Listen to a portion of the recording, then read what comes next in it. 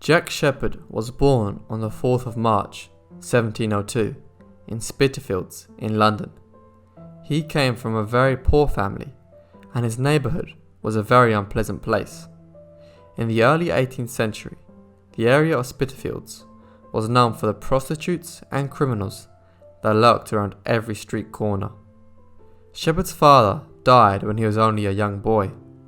With his mother unable to support him, he was sent to a workhouse near St. Helens, Bishopsgate, when he was just 6 years old.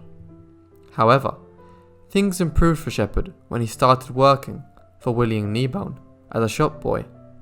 Kneebone taught Sheppard how to read and write, and even found him an apprenticeship as a carpenter.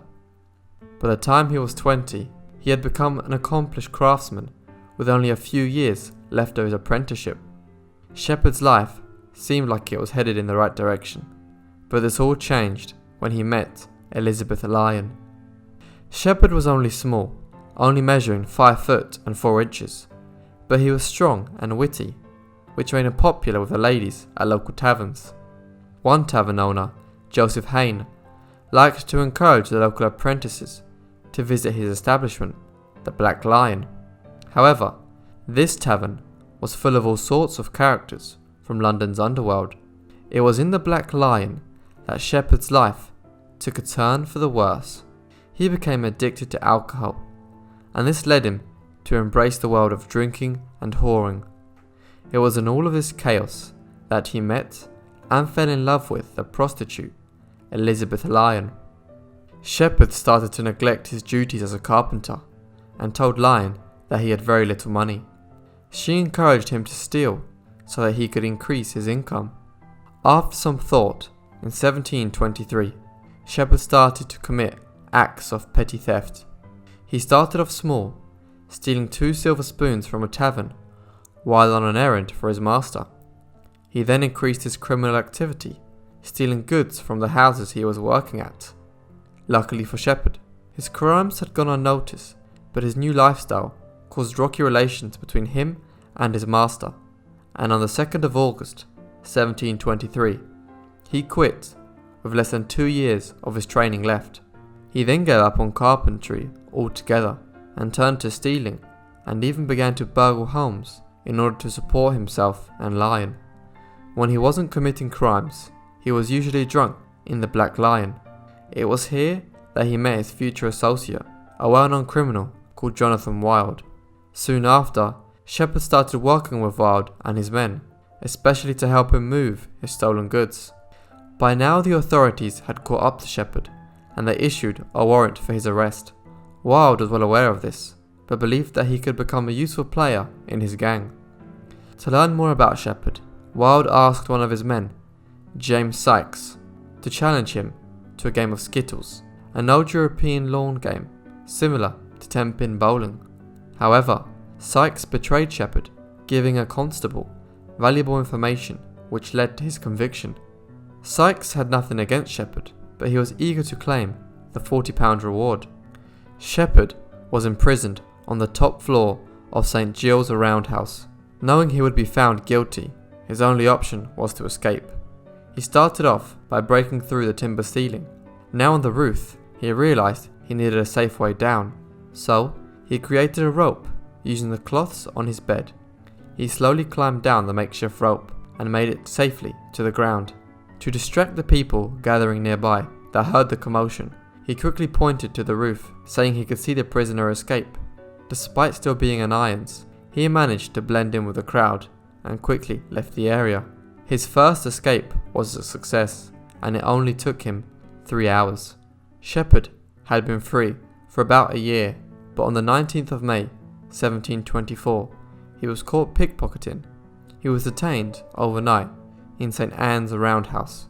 The next morning, Lyon came to visit him, but she was recognised as his wife and accomplice and was locked up with him. They were sent to New Prison in Clerkenwell. Sheppard had managed to sneak in a file, and after a few days, he had managed to remove their chains. Sheppard believed the best way to escape was through the window, but it was covered by an iron bar. The pair made a small hole in the wall next to the window. The bars came loose, and they removed them. As the cell had bedcloths. They had created a rope, as Sheppard had done on his first escape. They climbed out the window and lowered themselves to the ground. They were then faced with a large wall, which was 22 feet tall, or almost 7 meters.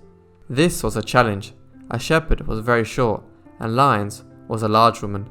However, the pair managed to make it over the wall, and again, Sheppard had escaped justice. Sheppard continued to rob people in order to make a living, and by now was extremely good at it.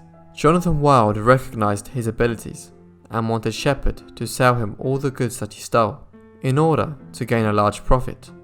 However, Sheppard, still angry about what Wild's man did to him, he refused. Seeing as he would not cooperate, Sheppard was now the enemy and a threat to Wild's business, so he aimed to get him arrested. Sheppard then teamed up with Joseph Blake, and together they burgled William Kneebone, Sheppard's old master. Sheppard's buyer of stolen goods was William Field. For months they had been doing business, and Sheppard grew to trust him. However, as it turned out, William Field was actually one of Wild's men, and Sheppard had no idea. Evidently, William Field told Wild of the arrangement he had going on with Sheppard, and he saw this as the perfect chance to get him locked away for good. All Wild needed to know was Sheppard's location, so he met up with Sheppard's wife, Lyon. He took her to a brandy shop and started buying her lots of drinks, hoping she would get drunk and talk. After a few drinks and some persuasion, Lyon betrayed her husband and told Wild of his whereabouts. Wild informed the police about Sheppard's actions and location, and he was arrested for a third time. He was tried at the Old Bailey for 3 charges of theft. He was acquitted of the first 2 charges because of a lack of evidence. However, there was plenty of evidence concerning the burglary of his former master's house.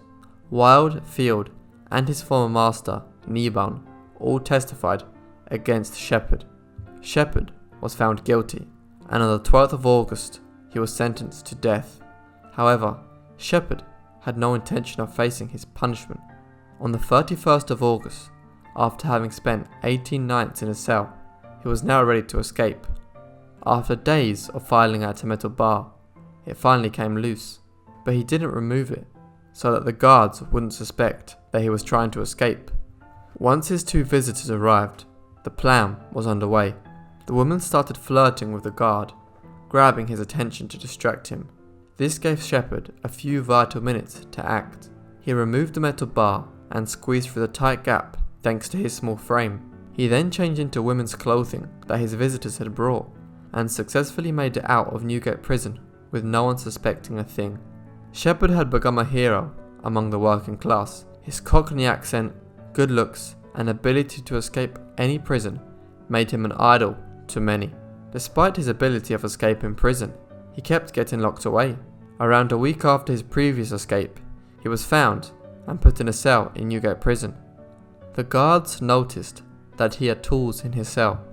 They took precautions and moved him to a strong room within the prison called the Castle. He was clamped in leg irons, put in handcuffs, and chained to the floor. Escaping the castle was virtually impossible. 6 days after his imprisonment, he put his escape plan into action. First, he used a nail to slip off his handcuffs. With his hands free, he picked the padlock that secured the chain to the floor, meaning he was now free to move around. He then decided that the best way out was up.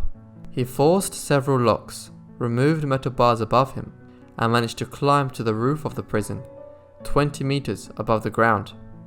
He then returned to his cell, grabbed his blanket, and once he was back on the roof, used it to reach a house that neighboured the prison. He broke into the house late at night. At around 1 AM, he was stealthy and made it out the front door without waking anybody up. After days of wearing the leg irons, he finally convinced a shoemaker to remove them. He agreed, but in return asked for the large sum of 20 shillings. Again free, Sheppard was back to drinking and whoring. One night, he broke into a pawn shop and stole a variety of expensive items, including a silk suit expensive jewellery, and a sword. He spent his money from the burglary on 2 mistresses and lived as a fine gentleman for the night. The next day, on the 1st of November, in the early hours of the morning, he was spotted by police. Too drunk to resist or flee, he was arrested and taken to Newgate Prison. He was confined to the middle stone room, a cell in the centre of the prison, which was guarded at all times. Then, he was put in chains and irons that weighed around 300 pounds. By this point, he had become known throughout the whole country, and many aristocrats, especially upper-class ladies, even paid 4 shillings just to visit his cell and get a glimpse of him. He was so famous that his portrait was done by James Thornhill, King George's personal painter. Sheppard was once again sentenced to death. Unable to escape his cell, on Monday the 16th of November, he was moved from Newgate to the gallows at Tyburn.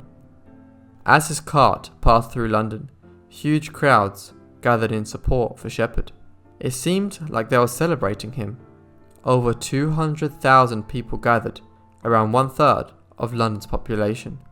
He eventually arrived at the gallows, condemned to die by strangulation. His friends had put a plan together to try and revive him. It's possible, in rare cases, that a person can actually be revived after a hanging. The group planned on taking his body to a doctor to revive him, hoping he could survive the gallows. However, as soon as the strangulation began, the crowd pulled at his legs to give him a quick death. That evening, his body was moved and he was buried in the churchyard of St. Martin in the Fields in London. Thank you everyone for watching the video. I hope you guys enjoyed the life of Jack Sheppard. Please, if you enjoyed it, like and subscribe, and if you want to support the channel, it would mean a lot if you guys could share the video. That's all from me, so I'll see you guys in the next video. Thank you.